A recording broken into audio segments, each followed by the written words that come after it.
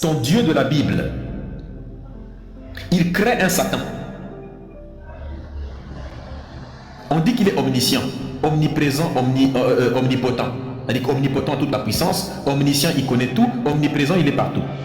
Il dit dans la Bible, dans le livre d'Isaïe, que c'est lui qui est le maître des circonstances. S'il prédit, il prévoit tout à l'avance. Et tout ce qui se fait selon le plan de Dieu. Ton Dieu a créé Satan. Il savait que Satan était mauvais. Il aurait pu ne pas le créer, mais il a quand même créé. Il savait que avant de créer ce type-là, il allait mal se comporter. Il le crée quand même. Il aurait pu mettre un antivirus dans Satan pour l'empêcher de se rébeller. Il ne le fait pas. Satan a été créé. Il sait que l'année prochaine, il va se rébeller. Il ne fait rien. Demain, il va se rébeller. Il ne fait rien.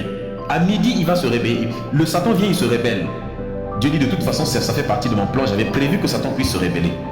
Satan finit de se rébeller. Qu'est-ce que Dieu fait? Au lieu de le tuer là-bas, il le punit pour avoir fait exactement ce que Dieu avait prévu qu'il fasse et il l'envoie sur terre. Il sait que j'y va créer des êtres humains sur terre, mais il envoie quand même Satan dessus. Il crée un jardin d'Éden.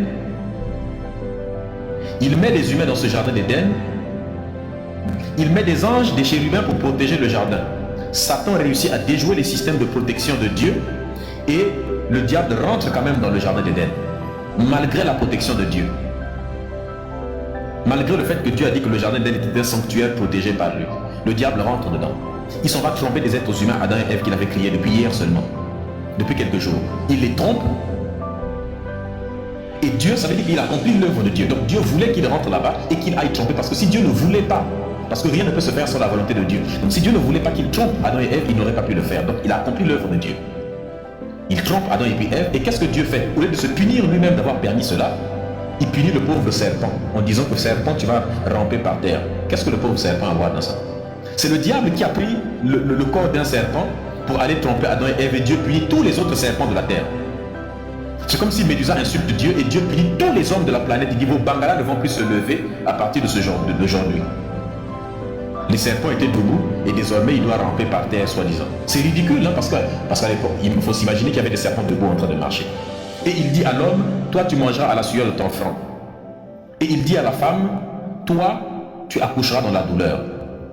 Mais ce qu'il a oublié de dire, c'est que, en fait, la femme aussi mangera à la sueur de son front. Donc la femme a été doublement punie. C'est-à-dire que l'homme et la femme ont été punis, en ce sens, les deux doivent manger à la sueur de leur front. Mais la femme, en plus de manger à la sueur de son front, elle doit accoucher dans la douleur.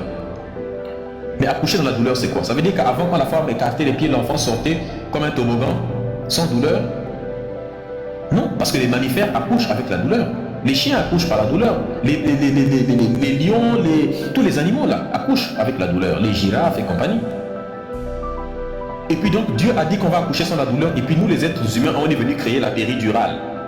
On a dit bon, toi tu nous as dit on accouchera sur la douleur. Nous on crée la péridurale. Les femmes désormais n'accouchent plus avec la douleur quand elles sont sous péridurale. 1-0 pour nous.